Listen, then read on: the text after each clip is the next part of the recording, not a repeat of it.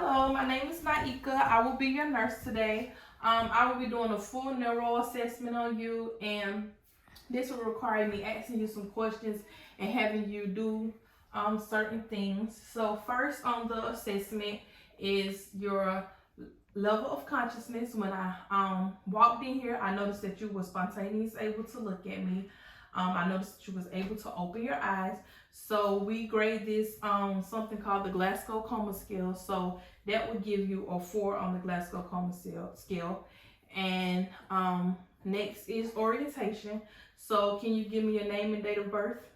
DeMonte Pendergrass, July 24th, 2008. And can you tell me where you are right now? Home. And can you tell me who the president is? Joe Biden. Okay, great. So he is alert and oriented times 4. This would give him a 5 on the Glasgow Coma scale. Can you shake my hand? Can you raise your hands above your head? Okay, great. So he was able to follow verbal commands, so that would give him a 6 on the Glasgow Coma scale, with a total of 15, which is the highest you can get. So next, we're going to move into the cognitive part of the assessment. And this part has 2 tests to it. The first test is the mood and affect. So he looks calm and happy to me. How are you today? Good. So his mood and affect is congruent. He's not telling me he's happy but crying. He's not telling me he's sad but laughing. So his mood and affect is congruent. The second part of this test is the mini mental health status, but we're not going to do that. But if we were to do it, we would be testing for cognitive and reasoning. And this would be done by asking him a series of questions. So next, we're going to move into the cranial nerve part of the assessment. And we're going to start off with cranial nerve number 1, which is your olfactory nerve. And this is a sensory nerve, and it tests for smell. So what I'm going to have you do is obstruct one of your nostrils, and I'm going to have you sniff in and tell me what you sniff. Sniff in. Season, salt, Sniff in. garlic. Okay, thank you. So cranial nerve 1, olfactory is intact. So next we're going to move into cranial nerve number 2, which is the optic nerve. And this test this test is for your central and peripheral vision. So we're going to start off with testing for central vision, and we do this on something called the Snellen chart. So I'm going to have you stand right here 20 feet away for me. And I want you to tell me which line can you read. 7. Okay. Can you read it for me? E, D, F, C, Z, P. Okay, great. Can you cover one eye for me and read it again? E, D, F, C, Z, P. Okay, switch for the left. E, D, F, C, Z, P. Okay, great. So you can have a seat. So I would say he has 20 out of 20 vision. Next, we're gonna test his up close vision on something called the Jaeger chart. So can you adequately read this 14 inches away from your face? Yes. Okay, great. So next we're going to test his peripheral vision. So I'm going to have you can stand right here for me. And what we're going to do is we're going to cover the same eye, and I want you to let me know when you can see the bunny ears. Okay? Okay. Yes. Yes. Yes. Yes. Yes. Yes. Okay, great. So, he was able to see out of all angles in his peripheral. So I would say that his peripheral and central vision are both intact. So next we're going to move into we're going to do 3 cranial nerves at one time. So we're going to do cranial nerve number 3, which is your ocular motor. We're going to do 4, which is your trochlear, and we're going to do 6, which is your abducens. And this is a motor nerve, and this test is for eye movement. So this first test, what am I going to do is I'm going to shine the light in your eye, and I'm just going to have a look at your pupils. Take your glasses off.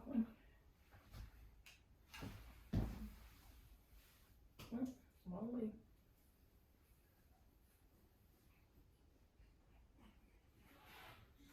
Okay, great. So what I just did was I shined my pen light in his eyes, and I noticed that his pupil constricted. And then when I went back through, I noticed that the opposite eye also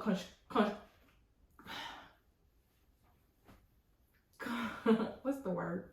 What I just said? Constricted. So that means that it was consensual. So next I'm going to do it with the lights off.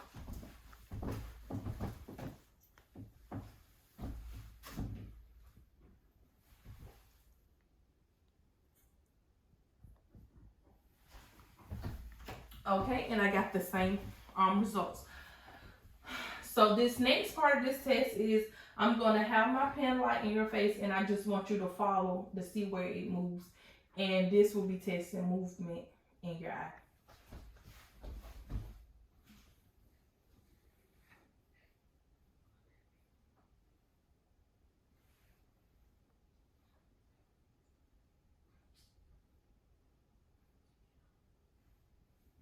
Okay, great.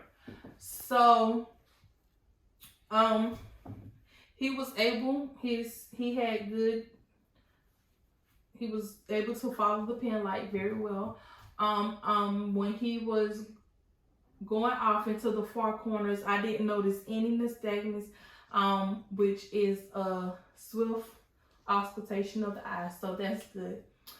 So this next test, I'm going to have you look at the far wall, and it's going to help dilate your pupils. Dilate your eye, but when I tell you to look at my pen light, I want you to look at my pen light. Okay? All right. Look at my pen light and follow my pen light. Okay, great. So his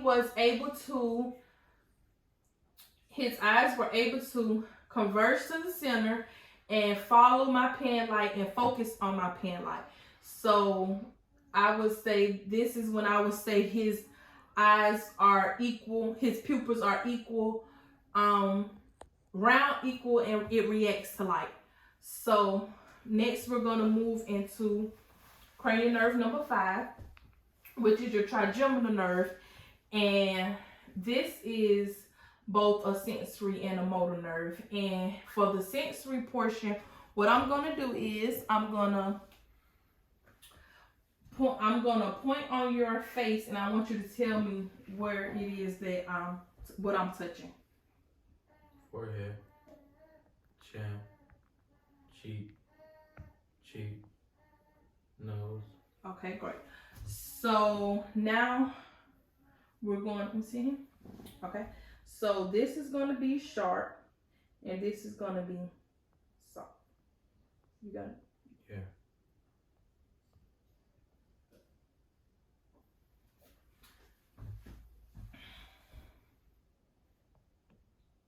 Short, soft,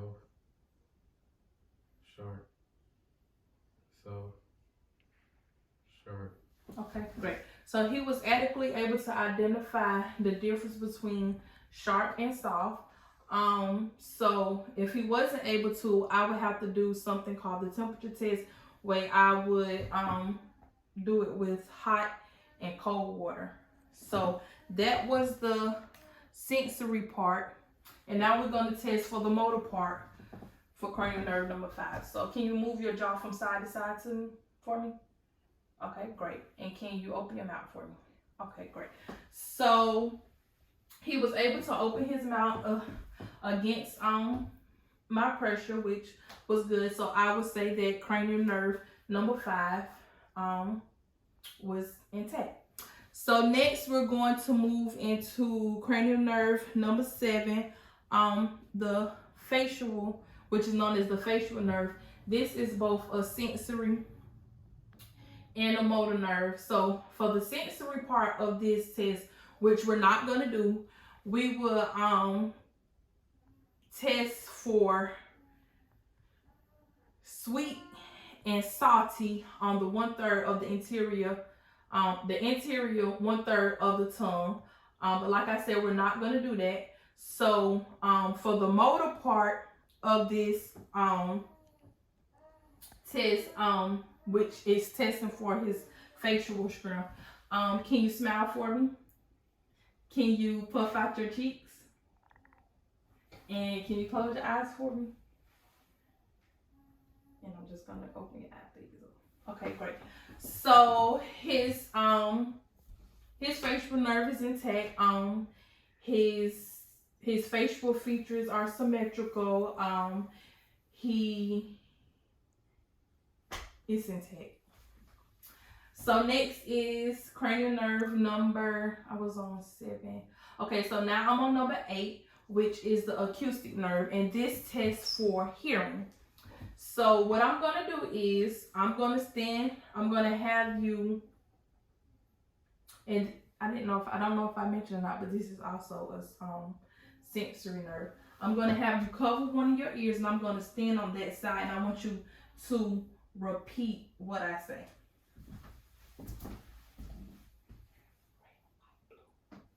Red, white, blue. Go this one. Thank you.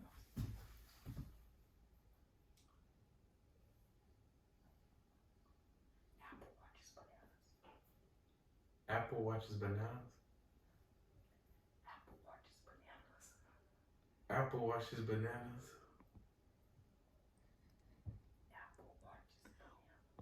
Apple oranges bananas. Great. That's about it. Okay, so great. So I think his hearing is intact. It's intact.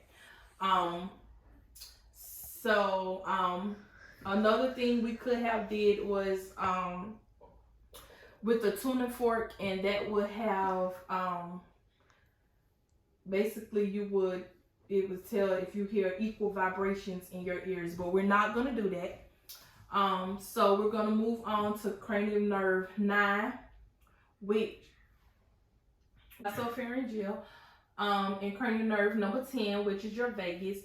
Both of these are both sensory and motor nerves. So 9 sensory, we will test sensory by on this by having you taste bitter on the posterior side of your 1/3 of your tongue, and we're not going to do that. And for sensory 10, we would test for fullness of the stomach and uneasiness of the stomach. But like I said, we're not going to test for those sensory nerves. But for the motor part, what I'm going to have you do is open your mouth and say ah. Okay, great. I did see his uvula raised in the back of his throat, and I'm not going to test your gag reflex, but nerve 10, your vagus, does help with the gag reflex, and it also helps with swallowing. So can I see you swallow? Great. And can you forcefully cough for me? Great. So cranial nerve 9 and 10 are both intact. So we're going to move on to cranial nerve number 11, which is your spinal accessory, and this tests the strength of your neck and shoulder muscles. So can I have you move your face against my hand on both sides? Great. Great. And can I have you push up on my hands on your chest? Great. So he has good strength in his he was able to turn his neck both ways and able to shrug his shoulders really well. So I would say that he has good 5 out of 5 muscle strength in that. So last cranial nerve number 12 is the hypoglossal, and this tests the strength of the tongue. So can you stick your tongue out for me? Great. His tongue seems to have perfect good strength. It's not leaning to one side. It's symmetrical, and it has good strength. So that's it for cranial nerves. Next, we're going to move into the muscle strength of the part of this test. So in this part of the test, I noticed that when you walked in here, you had great, I saw you walking here and I seen that you had great, you were able to walk well. You had great muscles strength as you was walking here, but I'm going to just test a little bit more. So can you stand up right here for me? And can I have you hold your hands out? Okay, great. So what I will be looking for if one of his arms was to drift, but he has perfectly good strength his upper body because he's able to hold that steady. So I'll give him a 5 out of 5 for muscle strength there. Great. So can you hold your hands up like this for me? And can you push out for me? Great. So I'm testing for his triceps here. And can you pull in for me? Great. And I'm testing for his biceps here. So he has great muscle strength here. So I give him a 5 out of 5 there for that. And then can I have you, I want you to take your knees and pull them up to my hand. So can you do that for me? Great. Great. So he has good muscle strength in his lower body. So I'll say he have really good muscle strength throughout. So next we're going to do the, since you're standing, have a seat for me. I'm just gonna go ahead and get this part. Okay, so you're not gonna be able to see this part, unfortunately. But what I'm gonna test for is push the gas for me. Yes, yes, yes. Nose to nose, toes to nose, upward. Great, great, great. Okay, so great. So bilaterally, I checked bilaterally, and he had very good muscle strength here. And I test his plantar flexion and his dorsiflexion, and I'll say he has good muscle strength throughout. So I give him a 5 out of 5. Next, we're gonna test your cerebellum function. So can I have you stand right here? And we're going to do this by doing the Romberg test. And that is, we're going to have you put your feet close together. Great. And so he's able to hold his posture, which the cerebellum helps you with that. He's not swaying back and forth. He's able to stand tall and erect. Like he's not moving up and back and side to side. He's just standing here. So he's able to do this with his eyes open. So now I'm going to ask him to close his eyes. And I have my back behind you. I'm guiding my patient. Okay. That's great. So you can open your eyes. So I'll say he has good balance. He was able to do this with his eyes open and closed. Okay, so now I'm going to have you to test your coordination. I'm going to have you to take your heel, and I want you to just go down on the shin of your other leg. Great. Great. So his coordination was intact. So I would say that his cerebellum is intact and you're good to go. You can have a seat for me. So this last part we would do would be reflexes, but we're not going to do that. But we would check in this part for reflexes. We would test the biceps, the triceps, the radial, the ulnar and radial. We would check the patellar. We would check the I can't think of the word. It's behind the ankle.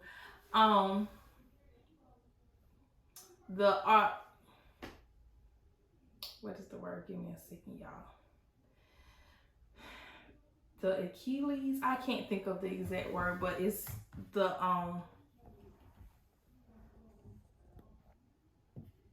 what is the word? I know it. It starts with the A. I can't think of it right now, but we would check that behind the ankle, and if all and we also would check the Babinski